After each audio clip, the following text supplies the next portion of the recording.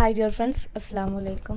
അപ്പോൾ ഇന്ന് ഞാൻ കാണിക്കുന്നത് നല്ലൊരു അടിപൊളി ചെമ്മീൻ റോസ്റ്റിൻ്റെ റെസിപ്പിയാണ് കേട്ടോ. ഇത് സാധാരണ നമ്മൾ ഉണ്ടാക്കുന്ന ചെമ്മീൻ റോസ്റ്റ് അല്ല, ഇതിലൊരു വെറൈറ്റി സാധനം ഞാൻ ചേർത്തിട്ടുണ്ട്. അതാണ് ഈ ചെമ്മീൻ റോസ്റ്റിന് ടേസ്റ്റ് കൂടാൻ കാരണം കേട്ടോ. അപ്പോൾ അതിനായിട്ട് തന്നെ ആദ്യം നമുക്ക് ചെമ്മീനൊന്ന് ഫ്രൈ ചെയ്തെടുക്കണം. അപ്പോൾ അതിലേക്ക് ആവശ്യമായിട്ടുള്ള സാധനങ്ങൾ എന്തൊക്കെയാണെന്ന് നോക്കാം. മുളക് പൊടി, മഞ്ഞൾപ്പൊടി, അതുപോലെ തന്നെ കുരുമുളക് പൊടി, പിന്നെ 1/4 ടീസ്പൂൺ വലിയ ജീരകത്തിൻ്റെ പൊടി, പിന്നെ ആവശ്യത്തിന് ഉപ്പും ചേർത്തിട്ട് നല്ല രീതിയിൽ മാരിനേറ്റ് ചെയ്ത് ഒരു അരമണിക്കൂർ റെസ്റ്റ് ചെയ്യാൻ വെക്കാം. അതിനുശേഷം നമുക്ക് ഒന്ന് ഫ്രൈ ചെയ്തെടുക്കാം. വെളിച്ചെണ്ണയിലാണ് കേട്ടോ ഫ്രൈ ചെയ്തെടുക്കുന്നത്. ഇതൊരു 2 മിനിറ്റ് നേരം ഒന്ന് കുക്ക് ചെയ്തതിന് ശേഷം ഒന്ന് തിരിച്ചിട്ടിട്ട് ഒരു 2 മിനിറ്റും കൂടെ കുക്ക് ചെയ്യുക. അപ്പോൾ നമ്മൾ ചെമ്മീൻ ഇവിടെ റെഡിയായി വരും. ഒരുപാട് നേരം ചെമ്മീൻ ഫ്രൈ ആക്കേണ്ട ആവശ്യമില്ല. ഇപ്പോൾ ഇതാ റെഡിയായി വന്നിട്ടുണ്ട്. ഇനി അത് ഒരു പ്ലേറ്റിലേക്ക് മാറ്റുകയാണ്. അപ്പോൾ ഇതുപോലത്തെ ഒരു ഐറ്റം ഉണ്ടാക്കാൻ നമുക്ക് ഏറ്റവും നല്ലത് ചെറിയ ചെമ്മീനാണ് കേട്ടോ, അല്ലെങ്കിൽ ഒരു മീഡിയം സൈസ് വലുപ്പമുള്ള ചെമ്മീൻ. വലിയതൊന്നും വലിയ ടേസ്റ്റ് ഉണ്ടാവില്ല. അപ്പോൾ ഇനി നമുക്ക് അതേ ചട്ടിയിൽ തന്നെ കുറച്ച് വെളിച്ചെണ്ണ ഒഴിച്ച് കൊടുത്തിട്ട് തേങ്ങ വറുത്തെടുക്കണം കേട്ടോ. അപ്പോൾ ഇതാണ് കേട്ടോ ഞാൻ നേരത്തെ പറഞ്ഞ നല്ലൊരു ടേസ്റ്റ് കൂടുന്നൊരു സാധനം ചേർത്ത് കൊടുക്കേണ്ടത് പറഞ്ഞില്ലേ, അപ്പോൾ അത് ഇതാണ് കേട്ടോ. അപ്പോൾ തേങ്ങ വറുത്തെടുക്കുമ്പോൾ ചെറു തീയിലിട്ടിട്ട് തന്നെ വറുത്തെടുക്കാൻ ശ്രദ്ധിക്കുക. നല്ല രീതിയിൽ വറുത്തെടുക്കണം. അതുപോലെ തന്നെ കുറച്ച് കറിവേപ്പിലയും കുറച്ച് മഞ്ഞൾപ്പൊടിയും ചേർത്ത് കൊടുക്കുന്നുണ്ട്. അപ്പോൾ ഇതാ കണ്ടില്ല, ഇവിടെ കളറൊക്കെ മാറി വന്ന് നല്ല ഒരു ഗോൾഡൻ കളറായി വന്നിട്ടുണ്ട്. അപ്പോൾ ഈ സമയത്ത് നമുക്ക് ഇത് വേറൊരു പ്ലേറ്റിലേക്ക് മാറ്റാം. അപ്പോൾ അങ്ങനെ ഇനിയാണ് കേട്ടോ നമ്മളെ മെയിൻ പരിപാടി എന്ന് പറയുന്നത്. അപ്പോൾ അതിനായിട്ടൊരു മൺചട്ടി എടുത്തിട്ടുണ്ട്. അതിലേക്ക് 2 സവാളയാണ് ഇവിടെ ഞാൻ എടുത്തിട്ടുള്ളത്. അത് വെളിച്ചെണ്ണയിൽ നല്ല രീതിയിൽ വാട്ടിയെടുക്കുക. കുറച്ച് ഉപ്പിട്ടെടുത്തിട്ടുണ്ട്. അതിനുശേഷം ഒന്ന് അടച്ച് വെക്കുകയാണ്. അപ്പോൾ അങ്ങനെ ആകുമ്പോൾ നമുക്ക് നല്ല രീതിയിൽ പെട്ടെന്ന് സോഫ്റ്റായി കിട്ടുമല്ലോ. അത് കറിവേപ്പിലൊക്കെ ചേർത്തെടുത്തിട്ട് നല്ല രീതിയിൽ തന്നെ നമ്മൾ ഉള്ളി വഴറ്റിയെടുക്കുക.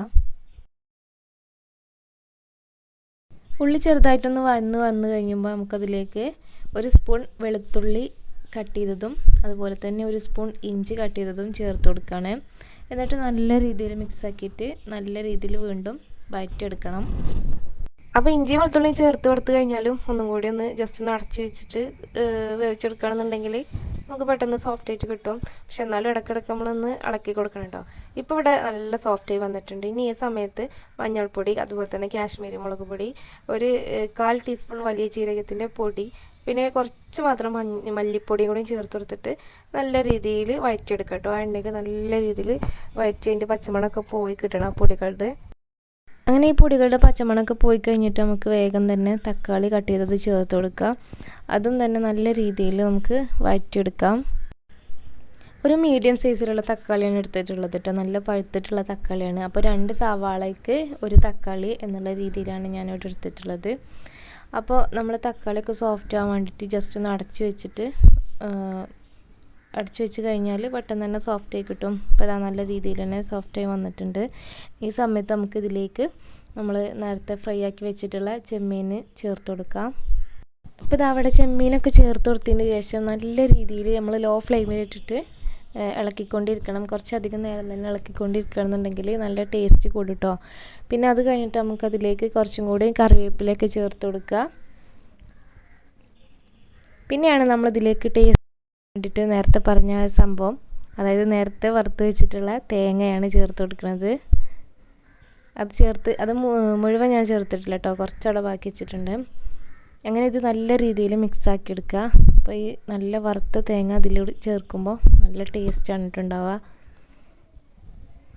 ഇപ്പോൾ ഇതാ ഏകദേശം ഇതിൻ്റെ പണികളൊക്കെ തീരാനായിട്ടുണ്ട്. നല്ല രീതിയിൽ ഇളക്കി കൊടുക്കുക. നല്ല ലോ ഫ്ലെയിമിലിടണം ഈ സമയത്ത്.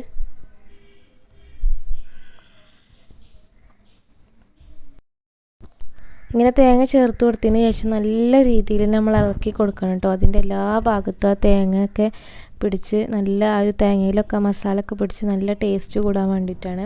അപ്പോൾ അങ്ങനെ ഞാൻ 1 സ്പൂണും കൂടിയും തേങ്ങ ചേർത്ത് കൊടുത്തിട്ടുണ്ട്.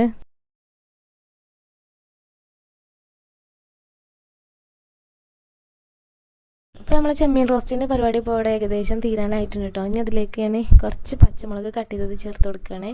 ലാസ്റ്റ് സമയത്ത് ചേർത്ത് കൊടുക്കുമ്പോൾ എരിവൊന്നും അധികം പിടിക്കില്ല, എന്നാൽ ആ ഒരു പച്ച കളർ ഇങ്ങനെ കാണുമ്പോൾ നല്ല രസമാണ് കേട്ടോ. അപ്പോൾ നമ്മൾ ചെമ്മീൻ റോസ്റ്റ് ഇവിടെ റെഡി ആയിട്ടുണ്ട്. വേണമെങ്കിൽ മല്ലിയില കട്ട് ചെയ്തതൊക്കെ ചേർത്ത് കൊടുക്കാം കേട്ടോ. അപ്പോൾ അതിൻ്റെ ആവശ്യമൊന്നുമില്ല. അത്യാവശ്യം കറിവേപ്പിലൊക്കെ ചേർത്ത് കൊടുത്തോണ്ട് തന്നെ നല്ല ടേസ്റ്റാണ്. അപ്പോൾ ഈ ഒരു ചെമ്മീൻ റോസ്റ്റ് എൻ്റെ റെസിപ്പി ഇഷ്ടപ്പെട്ടു എന്തായാലും നമ്മൾ വീഡിയോ ഒക്കെ ഒന്ന് ലൈക്ക് ചെയ്യണം കേട്ടോ. അതുപോലെ തന്നെ ചാനലൊക്കെ ഒന്ന് സബ്സ്ക്രൈബ് ചെയ്ത് സപ്പോർട്ട് ചെയ്യാം. അപ്പോൾ ഇതിപ്പോൾ ചപ്പാത്തിൻ്റെ കൂടെ ആണെങ്കിലും അതുപോലെ തന്നെ ചോറിൻ്റെ കൂടെ ആണെങ്കിലുമൊക്കെ നല്ല കോമ്പിനേഷൻ തന്നെയാണ് കേട്ടോ. നല്ല ടേസ്റ്റ് ഉണ്ടാവും. അപ്പോൾ ഇങ്ങനെ ഉണ്ടാക്കാത്തവർ എന്തായാലും ഒന്ന് ഉണ്ടാക്കി നോക്കിയിട്ട് അഭിപ്രായം പറയണം കേട്ടോ.